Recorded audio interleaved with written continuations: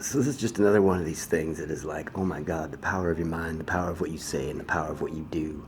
Everything you do counts. And I know the lights are off right now, so you can't really see where I'm at, but I'm in the penthouse suite, is what it's referred to in Kelowna General Hospital, and it's absolutely just amazing. It's big enough for 4 beds in here. I've got it all to myself. A view looking over a city of angels, and it is absolutely unreal. And what's unreal about it is just not that it's another, sterile kind of lack of color hospital bed, but what is real about it and unreal about it is I've been homeless for 6 weeks or 8 weeks now because my house got taken over by squatters, I guess you could say. But they aren't squatters, organized crime started coming for me because I was trying to help girls that were forced into the sex trade industry. And I guess I was pretty successful. And what I was doing was helping them get into the online sex industry, and it wasn't even a sex industry. Actually, it was an online industry where in Asia, a lot of the clients over there are willing to pay big money to watch Caucasian girls dance around in lingerie. And I'd set them up with cryptocurrency accounts and give them a laptop and give them a place to dry out off drugs or clean up or reboot themselves.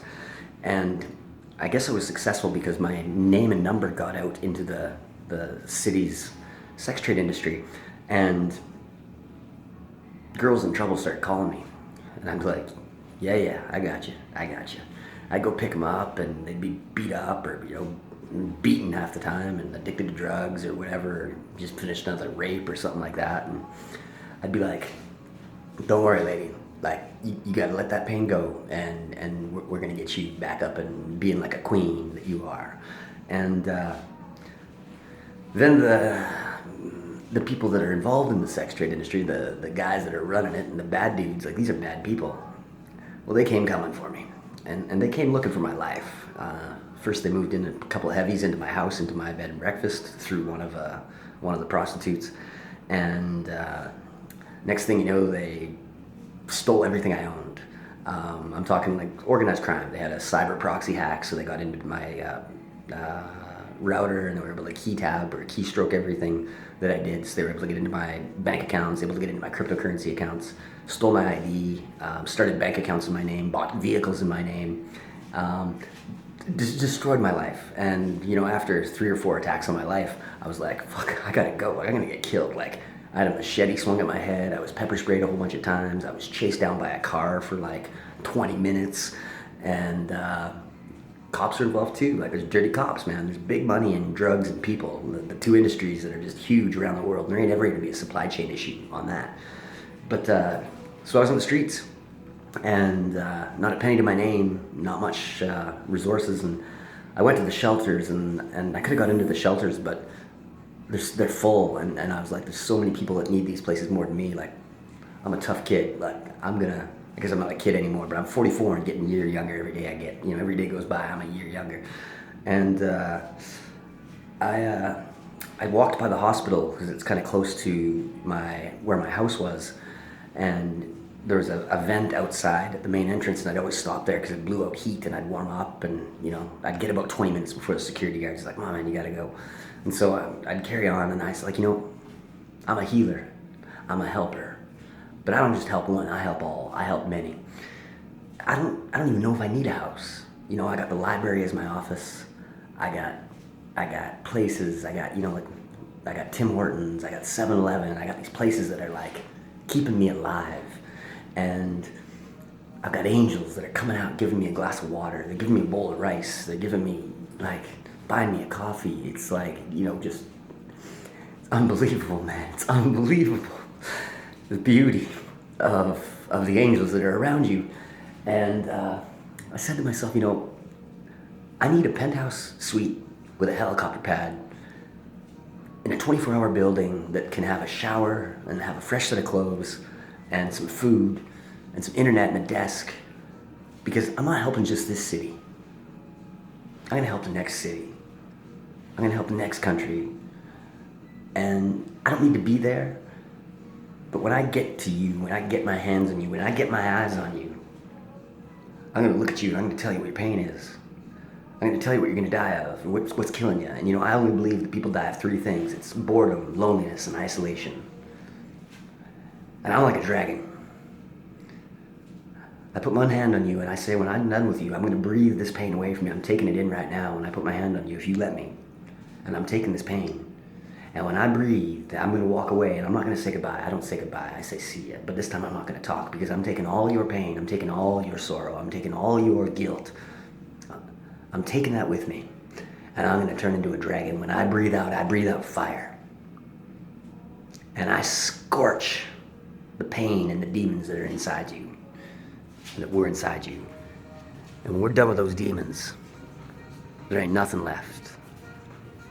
And then you can learn to forgive yourself. And when you can forgive yourself, then you can love yourself. And the minute you can love yourself, the universal love, whether you believe in God, Buddha, Allah, Waheguru, or deities, or, the Tao, whatever it is, Mother Earth, whatever it is you believe in, is sitting there waiting for that moment where you learn to love yourself and forgive yourself, because it is going to fill you with love. And then when you get filled with that love, you're going to be able to love others. And you just keep on going, man. You got gratitude, and all of a sudden you get a shield of angels that just start appearing out of nowhere. It's like a bulletproof vehicle that nothing can touch. And it's everywhere, man. It's everywhere. I'm telling you. The only thing you got to have is belief, faith, and hope. And I know it's going to be hard. You're going to be, maybe you're a parent and you lost a kid, or, maybe you're in a car accident, you lost all your limbs or something like that. There is going to be shit that gets thrown at you that's going to knock the fucking wind out of you. And it is going to sit there and it is going to burn in you. And you're going to look at that shit and you're going to say, bring it one more time. Because sooner or later, motherfucker, you're going to get sick of fucking with me. There's a way easier battle to pick because I'm protected by angels. Ezekiel 25:17 says, the shepherds of God do not get harmed, and God breathes down on them with almighty wrath, or whatever. Samuel L. Jackson does it best in the movie Pulp Fiction, that one, but you come down and use furious anger, blah, blah, blah, blah. But when those demons are in you, when those evils are in you, when those fears are in you, when those anxieties are in you, when those doubts are in you, when those uncertainties are within you, that's the devil, baby. Those are the enemies. And there's lots of them. Now you can challenge them, you can say, let's go to war, and you don't need to worry about it. But you know what you can do?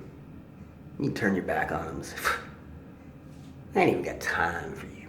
I ain't got time for you. I don't even know you exist. Yeah, I heard you chirping back a while ago, but you're gonna get tired of chirping, because I'm done feeding you. Sooner or later, that demon, that evil, that doubt, is gonna shrivel up and die. And I believe we as a human race can do that around the world. Now, I don't know a lot about the Bible, and I've never been religious. My dad was ostracized from his family because his family kind of went cult-like religion. They went over-the-top crazy religion, and he always told me, he's like, son, never trust an overtly religious person or a very successful used car salesman. And that's about all I ever knew about religion. And when he died, people from around the world came to his funeral. And he's an angel up there right now.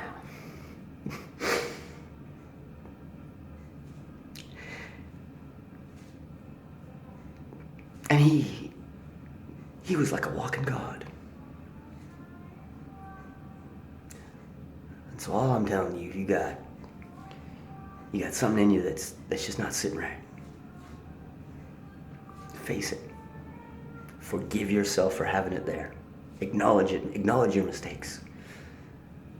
And one of the things I had to do, my biggest forgiveness, was I had to learn to forgive myself. And I forgive myself. And the only sin that I got in my church is called the Church of Now, and it's a church that ain't a church, and it's guided by Bibles that ain't Bibles. It's guided by the Bibles that you write, the journals that you write. The journals that you write on how you reflect on your day. You take charge of your day before your day takes charge of you. but then you reflect on your behaviors and your actions as you progress through the week. And I say pick Sunday and pick 4 or 5 actions that you did that week, behaviors, and ask yourself, did anyone, will anyone be, or could anyone have the perception of being harmed or feel negative as a result of my behaviors? And if the answer is yes, and you need to do that same intention again, or you need to do that same goal or that same behavior again, I'd ask you to adjust your behaviors. Because if you can live your life in such a manner that so that every person that has ever thought of you or come in contact with your product or your service or your work